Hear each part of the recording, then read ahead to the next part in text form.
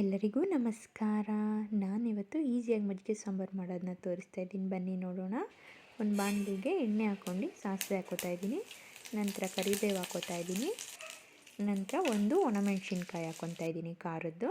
ಮತ್ತು ಕುಟ್ಕೊಂಡಿರೋ ಅಂತಹ ಬೆಳ್ಳುಳ್ಳಿ ಒಂದು 5-6 ಮತ್ತು ಶುಂಠಿ ಸ್ವಲ್ಪ ಒಂದು ಅರ್ಧ ಇಂಚಷ್ಟು ಜಜ್ಕೊಂಡಿದ್ದೀನಿ. ಅದನ್ನು ಕೂಡ ಎಲ್ಲ ಫ್ರೈ ಮಾಡ್ಕೋಬೇಕು. ತುಂಬ ಫ್ರೈ ಆಗೋದೇನು ಬೇಡ, ಸ್ವಲ್ಪ ಫ್ರೈ ಆದರೆ ಸಾಕು. ಮತ್ತು ಅರಿಶಿಣದ ಪುಡಿ ಹಾಕ್ಕೊತಾ ಇದ್ದೀನಿ. ರುಚಿಗೆ ಎಷ್ಟು ಬೇಕೋ ಉಪ್ಪು ನೋಡ್ಕೊಂಡು ಹಾಕ್ಕೊಳ್ಳಿ.